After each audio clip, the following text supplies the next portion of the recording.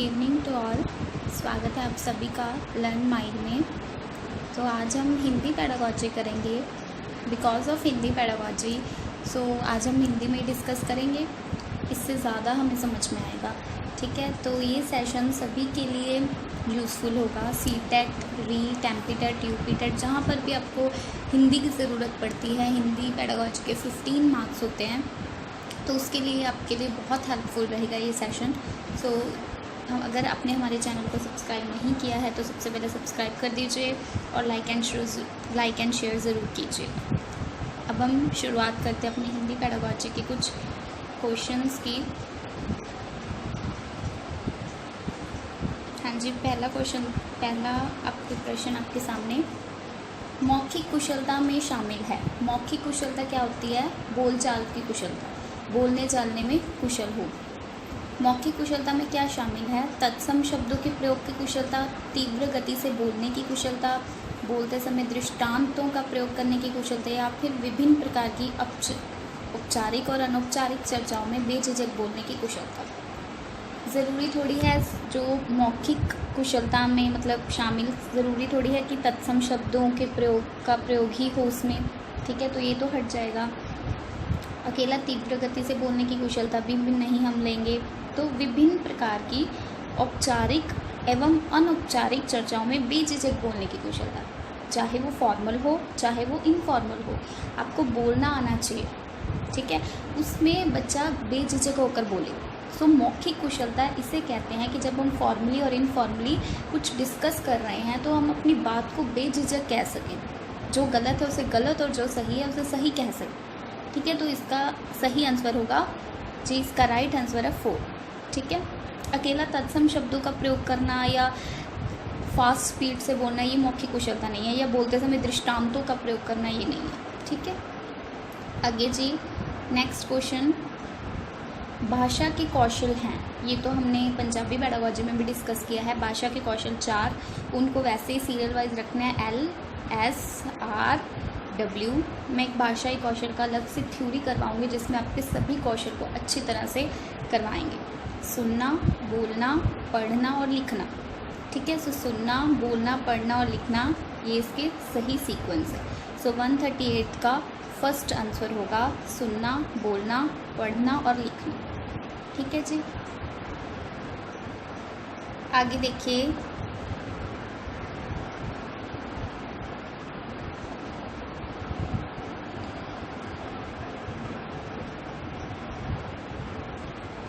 बच्चे विद्यालय आने से पहले, मतलब बच्चे स्कूल में एंटर करने से पहले, जब बच्चे स्कूल में नहीं आ रहे हैं, जब बच्चे बहुत छोटे हैं, कोई भी भाषा बोल नहीं सकते, ऐसा थोड़ी होता है। बच्चे बोलते हैं, ठीक है, अपनी भाषा बोलते हैं, सभी भाषाएं पढ़ सकते हैं, सब कुछ लिख सकते हैं, या अपनी बोलचाल की भाषा के अनुभवों से।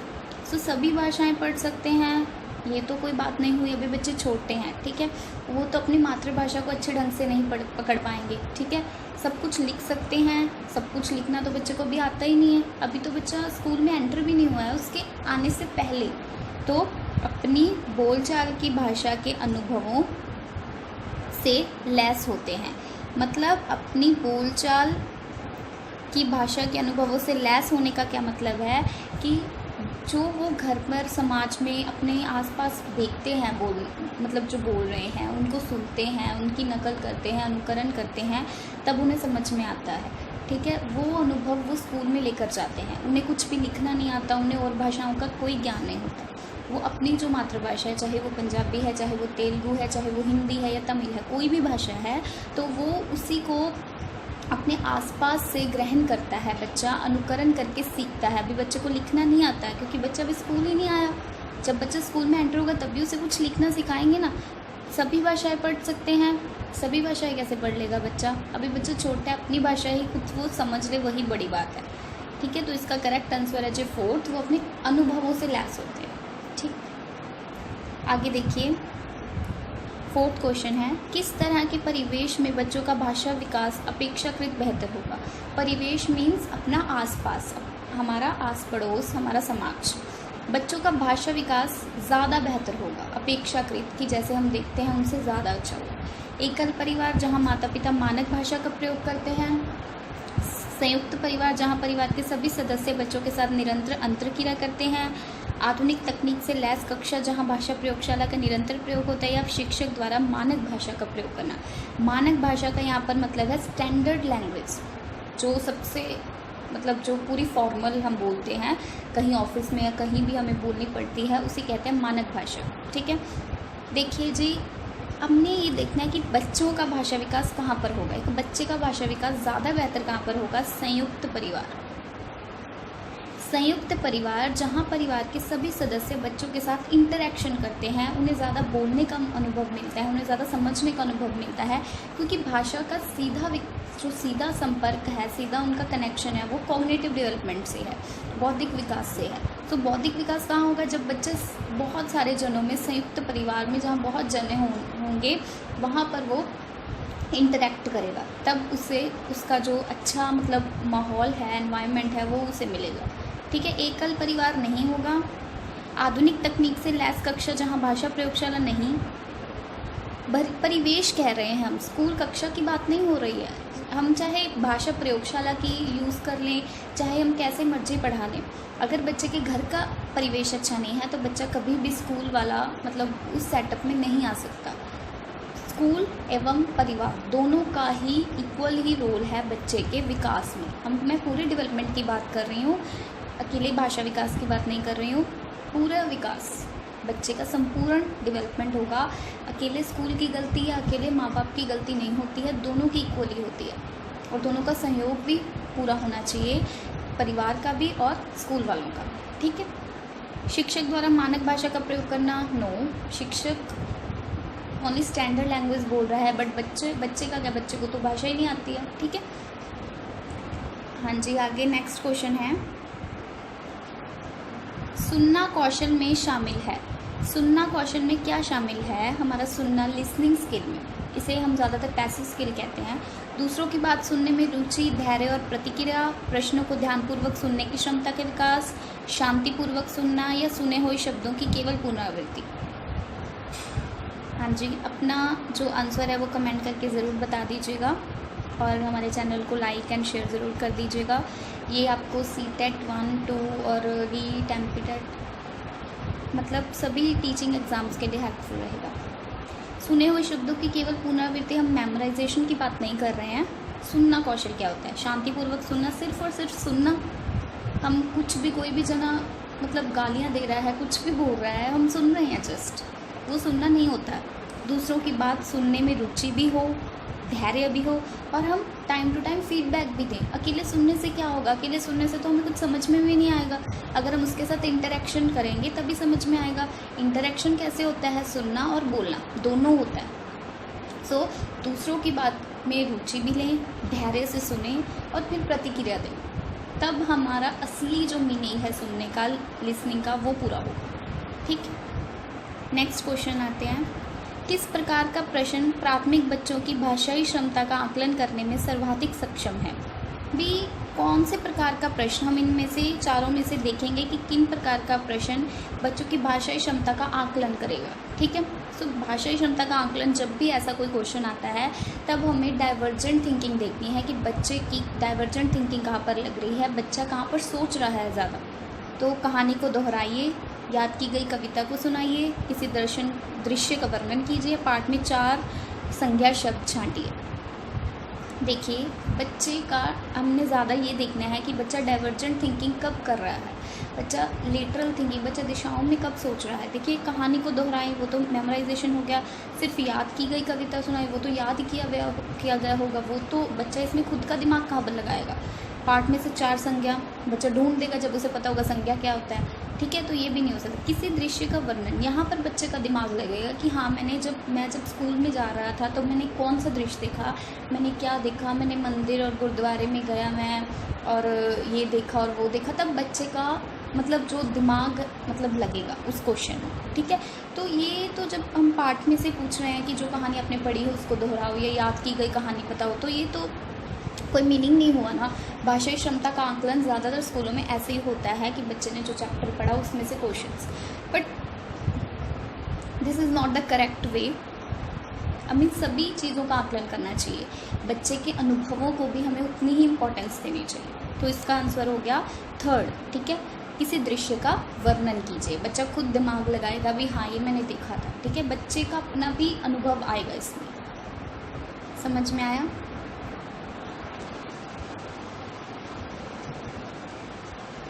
उसके बाद देखिए जी नेक्स्ट क्वेश्चन, बच्चों में पठन संस्कृति का विकास करने के लिए अनिवार्य है, अनिवार्य मीन्स ज़रूरी है बच्चों में पठन संस्कृति, पठन मीन्स रीडिंग स्किल को विकसित करने के लिए क्या ज़रूरी है? कक्षा में मुखर वाचन करने का अभ्यास, बाल साहित्य पठन हेतु प्रेरणा, वर्तनी विन्यास का अभ्यास या पठित सामग्री का लेखन अभ्यास। पठन संस्कृति का विकास करने के लिए मतलब बच्चा रीडिंग स्किल है उसका विकास करने के लिए हमें क्या करना चाहिए? बाल साहित्य पठन हेतु प्रेरणा, पठन सामग्री का लेखन अभ्यास की जो पढ़ी है तुमने उसको लिखो नहीं, वर्तनी विन्यास का अभ्यास की ज़्यादा से ज़्यादा स्पेलिंग नहीं, ये तो राइटिंग में आ जाएगा। बाल साहित्य पठन हेतु प्रेरणा कि बच्चे को ज़्यादा से ज़्यादा बाल साहित्य पढ़ाने के लिए हमें प्रेरित करना चाहिए, मोटिवेट करना चाहिए। फिर भी मैं इस क्वेश्चन को देख लूँगी, मुझे भी डाउट है कि कक्षा में मुखर वाचन सिर्फ और सिर्फ वाचन रीडिंग करवाना, कक्षा में उसका अभ्यास करवाना या फिर बच्चों को पढ़ने देना, इसमें डाउट है। मैं 1 और 2 में डाउट है। ठीक है, इसमें मैं बता दूँगी। प्राथमिक स्तर पर भाषिक रेखांकन और चित्रांकन, रेखांकन और चित्रांकन जब बच्चा कुछ रेखा ड्रॉ कर रहा है, कुछ चित्र बना रहा है, उसका क्या मतलब है? एक शैक्षणिक गतिविधि मात्र है, बच्चों की अनुकरण प्रवृत्ति को पोषित करता है, काव्य व्याख्या का एक मात्र मार्ग है, लेखन अभ्यास का एक महत्वपूर्ण चरण है। एक शैक्षिक गतिविधि मात्र हम नहीं कह सकते बिकॉज ये भी करिकुलर एक्टिविटीज़ में ही आता है, ये शैक्षिक गतिविधि में ही आता है। बच्चों की अनुकरण प्रवृत्ति को पोषित करता है नहीं, नकल की प्रवृत्ति को ये पोषित नहीं करता है। बच्चे तो अपनी दिमाग से रेखांकित कर रहा है, कुछ मतलब कांटे वाटे जैसे हम कहते हैं वो मार रहा है बच्चे तो ये लेखन अभ्यास का एक महत्वपूर्ण चरण है कि जब बच्चा राइटिंग की प्रैक्टिस कर रहा है, रिटन की प्रैक्टिस कर रहा है, तो ये उसका एक इम्पॉर्टेंट स्टेप है। ठीक है,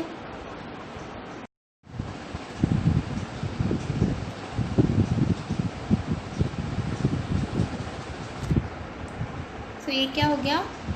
लेखन अभ्यास का एक महत्वपूर्ण चरण। हाँ जी, आगे देखिए। सुहास पढ़ते समय कठिनाई का अनुभव करता है, वह डैश से ग्रस्त है। जब वो पढ़ता है तो उसमें प्रॉब्लम आती है उसे क्या है? Dysgraphia, dyslexia, dyscalculia, dysthymia. ये तो बहुत ही सिंपल है। अगर पढ़ने में कठिनाई है तो डिसलेक्सिया, अगर लिखने में कठिनाई है तो डिस्ग्राफिया, अगर मैथ्स के कैलकुलेशन में प्रॉब्लम है तो डिसकैल्कुलिया। ठीक है जी, आगे देखिए। भाषा शिक्षक को स्वयं अपनी भाषा प्रयोग की क्षमता को बढ़ाना चाहिए, क्योंकि वो जो टीचर है वो खुद ही अगर गलतियां कर रहा है तो बच्चों पर क्या इम्प्रेशन पड़ेगा। सो जो भाषा शिक्षक है उसको खुद अपनी भाषा प्रयोग की क्षमता को बढ़ाना चाहिए, क्योंकि वे भाषा का शिक्षक है, विद्यालय का निर्देश है, इससे वह दूसरों पर प्रभाव डाल सकता है। उसका भाषा प्रयोग कक्षा में भाषा वातावरण का निर्माण करता है। हाँ, 4th answer is correct because उसका भाषा प्रयोग कि वो कैसी भाषा को यूज़ कर रहा है कक्षा में, मतलब क्लासरूम में भाषा जो वातावरण है उसका निर्माण करता है। बच्चे भी टीचर को ही मॉडल समझते हैं, अपनी मम्मी को गलत बता देंगे पर अपने टीचर को कभी गलत नहीं मानते वो। ये बात हमने मतलब फैक्चुअल है, ये बात आप भी देख लीजिएगा। अगर आपके घर में एक छोटा बच्चा है तो वो मम्मी की बात डाल देगा पर अपने टीचर की बात नहीं डालेगा। तो अगर टीचर ही उसे गलत प्रेरित कर रहा है, गलत भाषा का प्रयोग कर रहा है, श को स बोल रहा है, व को ब बोल रहा है, तो उससे क्या होगा कि स्कूल को स्कूल बोला जा रहा है, तब गलत प्रभाव पड़ेगा उनके बच्चों पर। भाषा का शिक्षक है इसके लिए नहीं, विद्यालय का निर्देश है सिर्फ इसी के लिए नहीं कर सकता, दूसरों पर प्रभाव डाल सकता है नहीं। ठीक है, सब फालतू के ऑप्शंस।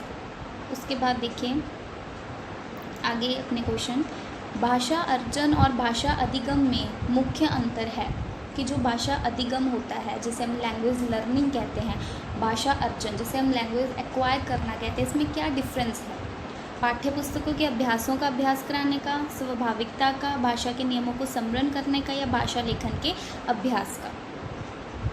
हाँ जी, भाषा अर्जन होता है जैसे हम लैंग्वेज एक्वायर करते हैं, जैसे चुमस्की ने कहा है कि भाषा अर्जित की जाती है, ये जन्मजात क्षमता है।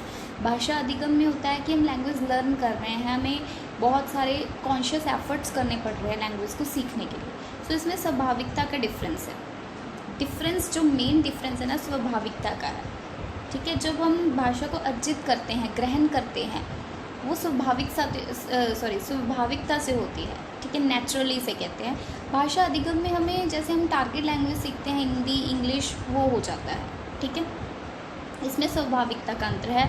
भाषा के नियमों को स्मरण करना या लेखन के अभ्यास ऐसा कुछ भी नहीं होता है। ठीक है, एक बहुभाषिक कक्षा मतलब मल्टीलिंगुअलिज्म क्लासरूम, जहाँ पर भी एक क्लासरूम पर बहुत सारे लैंग्वेज वाले बच्चे बैठे हैं जिनकी मदर टंग बहुत सारी लैंग्वेज होती हैं। ठीक है, में बच्चों की गृह भाषा के प्रयोग को, गृह भाषा के प्रयोग मतलब जो बच्चे की मातृभाषा है उसको सम्मान देना चाहिए, प्रोत्साहन नहीं देना चाहिए, अत्यंत सीमित कर देना चाहिए, कदापि प्रोत्साहन नहीं करना चाहिए। हमने बहुत सारे इंग्लिश मीडियम स्कूल्स देखे हैं, प्राइवेट स्कूल्स। उसमें क्या होता है कि अगर बच्चा अपनी मातृभाषा, गृह भाषा का प्रयोग करता है तो उसे फ़ाइन लगा दिया जाता है, या फिर पंजाबी, हमारे पंजाब में पंजाबी बोलते हैं तो उसको कहा जाता है हिंदी और इंग्लिश में ही बोलना है, तो उसे फ़ाइन लगा दिया जाता है, उसे अनपढ़ बोला जाता है। तो ऐसा बिल्कुल भी नहीं होना चाहिए। अगर बच्चे की कोई भी गृह भाषा है या मातृभाषा,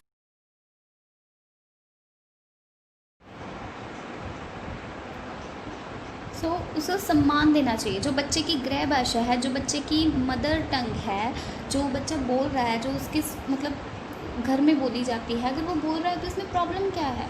ठीक है, तो उसको सम्मान देना चाहिए, प्रोत्साहन नहीं देना चाहिए, अत्यंत सीमित कर देना चाहिए। प्रोत्साहन क्यों नहीं करना चाहिए भाई? तो ये गलत है। उसके बाद है जी हमारे बस 2 क्वेश्चन ही रहते हैं। प्राथमिक स्तर पर भाषा शिक्षण का क्या उद्देश्य है? साहित्य की विधाओं से परिचित कराना, हिंदी के विविध रूपों से परिचित करवाना, कुशल लेखक बनाना या कुशल वक्ता बनाना। सिर्फ और सिर्फ वक्ता बोले जाए, सिर्फ और सिर्फ लेखक बनाना हमारा उद्देश्य नहीं होता है। साहित्य की विधाओं से परिचित कराना मतलब हम जो भी भाषा शिक्षण करवा रहे हैं तो साहित्य की विधाओं से परिचित कराना, ये तो उच्च स्तर पर हो गया। ठीक है, ये उच्च स्तर पर है कि जब एकांकी, कहानी, कविता, निबंध, वो उच्च स्तर पर। प्राथमिक स्तर पर हिंदी के विविध रूपों से बच्चे को हम परिचित कराएंगे, जैसे संज्ञा, जैसे व्याकरण, ऐसे लिंग बदलो, वचन बदलो। प्राथमिक स्तर पर तो यही होता है ना, तो इससे बच्चा क्या है, जानो हो जाता है। तो ये हमारे भाषा शिक्षण का उद्देश्य है। भाषा एक औजार है जिसका उपयोग करते हैं। भाषा एक क्या है? औजार, एक इंस्ट्रूमेंट है ज़िंदगी को समझने के लिए, ज़िंदगी से जुड़ने के लिए, जीव जगत को प्रस्तुत करने के लिए, ये सभी। हाँ जी, ज़िंदगी को समझने के लिए भी भाषा ज़रूरी है। भाषा के बिना तो हम किसी के साथ इंटरेक्शन भी नहीं कर सकते। ज़िंदगी से जुड़ने के लिए भी ज़रूरी है, जीवन जगत को प्रस्तुत करने के लिए भी ज़रूरी है, ये सभी। तो इसका आंसर है 4th, ये सभी। ठीक है, तो 149th का जो हमारे पास है वो सेकंड है, हिंदी के विविध रूपों से परिचित करवाना। ठीक है, तो ये थे हमारे कुछ 15 क्वेश्चन। ये मैंने मतलब प्रीवियस ईयर्स में से उठाए थे, क्योंकि सीटेट में ज़्यादातर, सीटेट, यूपीटेट में ज़्यादातर प्रीवियस ईयर क्वेश्चन पेपर ही आते हैं, इसी में से क्वेश्चन आते हैं ज़्यादातर। ठीक है, तो मैं होप करती हूँ कि आपको ये सेशन अच्छा लगा होगा। तो अपने कमेंट ज़रूर करें और नेक्स्ट की वीडियोस को लाइक करें, शेयर करें। हमारी वीडियो को प्लीज़ लाइक एंड शेयर करें और हमारे चैनल को सब्सक्राइब कीजिए फॉर यूज़फुल वीडियोस। आपको टीचिंग एग्ज़ाम्स की हेल्प बहुत ज़्यादा मिलेगी हमारे चैनल से। चाहे आप कोई भी टीचिंग एग्ज़ाम दे रहे हैं, KVS हो, सीटेट हो, जॉब्स के लिए जो हो, उन सभी में हम करवाएंगे। रीजनिंग, GK, सबका, करंट अफेयर सब करवाएंगे हम। तो आप हमारे चैनल को सब्सक्राइब ज़रूर कर दीजिएगा। आशा है कि आपको आज का सेशन पसंद आया होगा। तो thank you so much. Please subscribe our channel. Thank you.